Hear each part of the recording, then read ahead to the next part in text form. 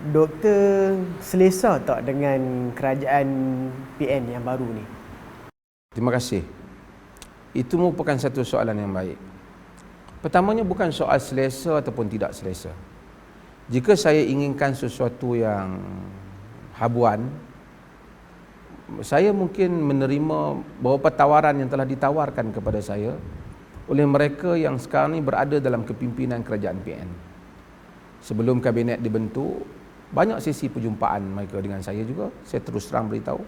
Dan kerana mereka bertanya kepada saya beberapa pandangan. Dan juga ada tawaran daripada pihak mereka. Tapi saya tidak menerimanya. Kerana saya bukan menyokong kerana saya inginkan sesuatu. Saya bukan menyokong soal politik mereka. Tetapi saya adalah satu orang yang melalui suatu pengalaman. Apakah pengalaman itu? Pengalaman yang ialah antara suara yang semua rakyat Malaysia tahu, menyokong untuk ditukar kerajaan Barisan Nasional. Disebabkan kerana beberapa isu atau banyak isu-isu yang membabitkan soal ketelusan, soal rasuah dan seumpamanya. Dan saya lihat juga kerajaan itu terlalu lama dan perlu ditukar. Saya juga antara orang yang tidak percaya bahawasanya DAP jika sekiranya mendapat kedudukan, mereka mungkin akan menyebabkan keadaan umat Islam menjadi merasa tidak selesa dan umat Islam mungkin mengalami satu keadaan yang sukar.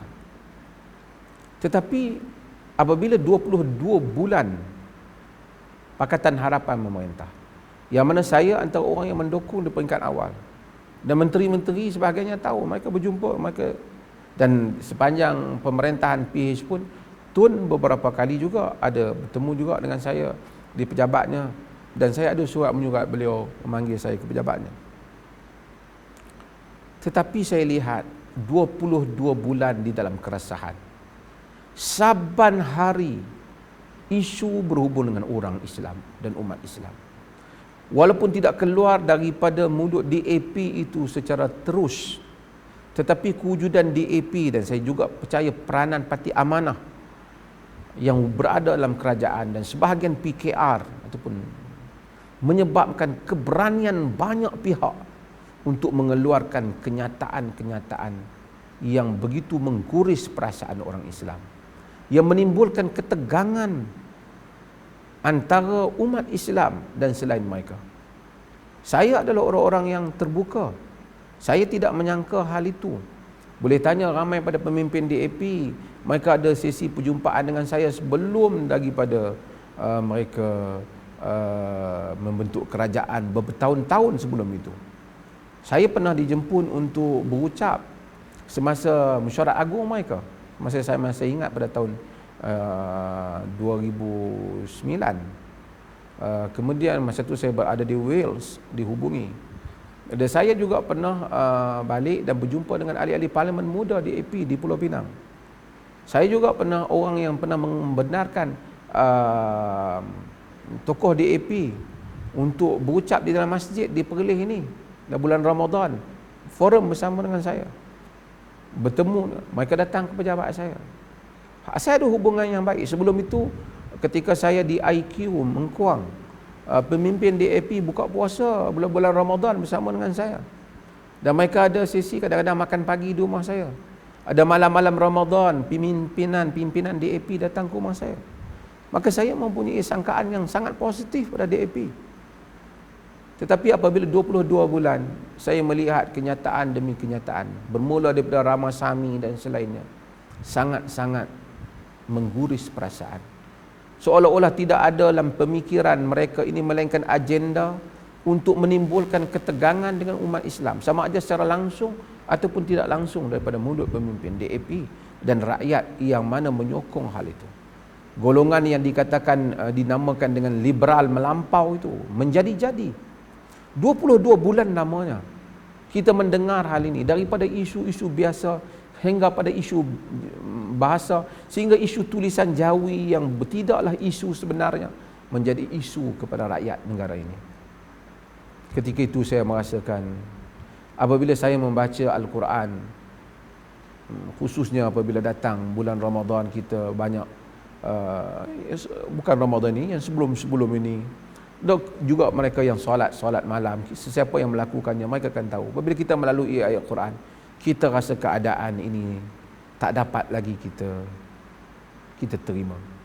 Qad badatil baghdha min afwahihim wa ma tukhfi suduruhum akbar, kata Allah dalam surah Al-Imran apabila menceritakan jangan mengambil orang-orang yang membenci agama sebagai penolong kita. Qad badatil baghdha min afwahihim, telah zahir kebencian daripada mulut mereka. Wa ma tukhfi suduruhum akbar, apa yang mereka simpan dalam dada mereka lebih besar. Itu Quran ingatkan kepada kita. Saya apabila melalui ayat itu saya rasa sudah cukup. Kerana sedangkan saya peringkat awal memberi peringatan yang very soft reminder kepada mereka supaya jangan ditimbulkan ketegangan. Tapi keadaan tak berlain. Setiap hari isu-isu bukanlah besar, bukanlah Zakir Naik itu keseluruhan isu, itu salah satu isu saja. Tapi isu Zakir Naik pun tak dapat diselesaikan. Setiap hari mereka buat kenyataan. Semua mereka bergabung untuk bercakap tentang Zakir Naik. Apabila sampai LTTE, bergabung pula mereka membela LTTE. Tapi saya lihat, walaupun apa kelemahan yang ada pada hari ini, bukan saya menyokong semua hal, tetapi 2-3 bulan ini, saya tak tahu berapa lama dah PN ini, keadaan itu tidak ada.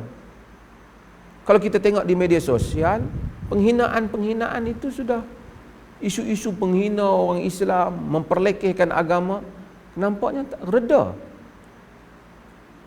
Menunjukkan sebelum ini ada pihak yang menyebabkan orang-orang yang mengutuk agama itu berani. Dan apabila pihak itu sudah tidak ada di dalam pemerintahan, keberanian mereka itu sudah hilang.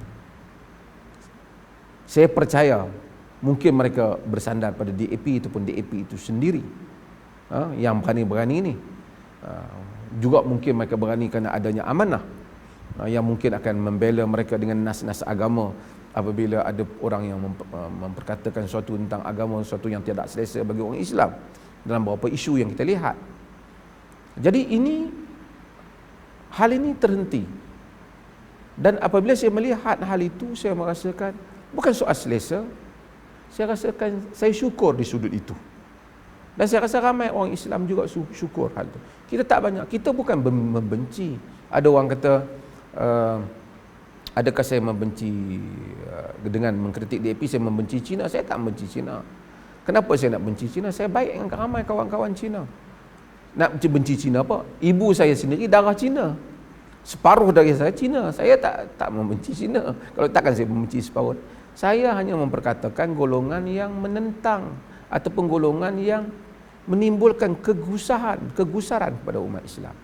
Ketika zaman-zaman yang lepas, iaitu ketika zaman BN dan juga sebelum zaman BN, ada isu gereja, isu saya antara yang tampil untuk mempertahankan bukan Islam, supaya mereka tidak dihina, supaya mereka tidak diperkotak-katikkan.